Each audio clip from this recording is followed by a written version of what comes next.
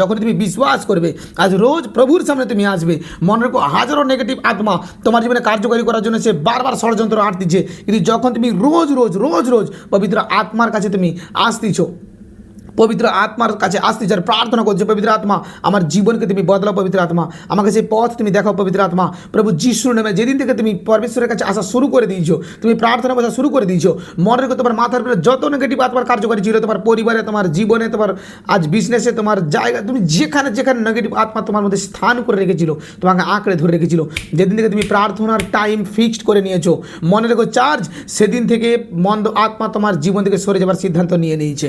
কিন্তু অনেক সন্তান আজ হয়তো তুমি বচন শুনতেছ, আজ তুমি প্রচার শুনতেছ, আজ তোমার মনে আঘাত লাগছে কি হ্যাঁ আজ থেকে আমিও প্রার্থনা টাইম ফিক্সড করব, আজ থেকে আমিও প্রার্থনা লেভেলকে হাই কোয়ালিটিতে বাড়াবো, আজ থেকে আমিও প্রার্থনাকে আরও উচ্চতায় নিয়ে আসবো। কিন্তু আবার দেখো রাত যখন শেষ হচ্ছে, তুমি আবার সেই আগামী দিনের মতন যাচ্ছ, তুমি প্রার্থনাতে অলসতা বোধ দেখাচ্ছ, তুমি বিভিন্ন কার্যকরিতে সময় দিচ্ছ, কিন্তু পরমেশ্বরের উত্তম প্রেজেন্সে, পবিত্র প্রেজেন্সে তুমি সময় দাওনি। মনে রেখো পবিত্র আত্মা আমাদেরকে বদলানোর জন্য এসেছে।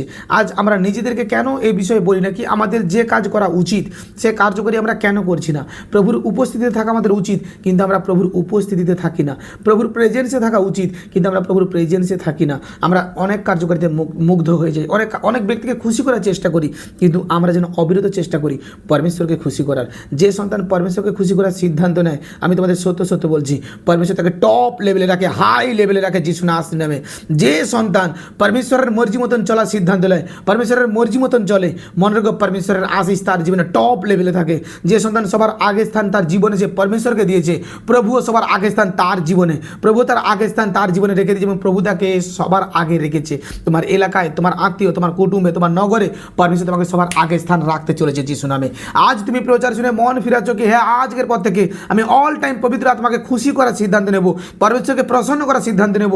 আমি সত্য সত্য বলতেছি কি আজ থেকে পবিত্র আত্মাও সিদ্ধান্ত আনতেছে তোমাকে সবার আগে রাখবে, তোমার জীবনকে বদলাবে, তোমার জীবনে গুড নিউজকে পৌঁছাবে, তোমার জীবনে বড় আশিসের কারণ দাঁড়াবে, তোমার জীবনে এমন মহৎ কার্যকারী করবে। তুমি ভাববে আরে এটা হঠাৎ করে কি আমার জীবনে হচ্ছে, আর এটার জন্য কি আমি প্রস্তুত ছিলাম? পরমেশ্বর তোমার জীবনে সেই বস্তুগুলোকে দেখাবে যেগুলো তুমি জানতে না, যেগুলো তুমি দেখতে না, যেগুলো তুমি বুঝোইনি কোনোদিন কি এই বিষয় কি আমার জীবনে হতে পারে।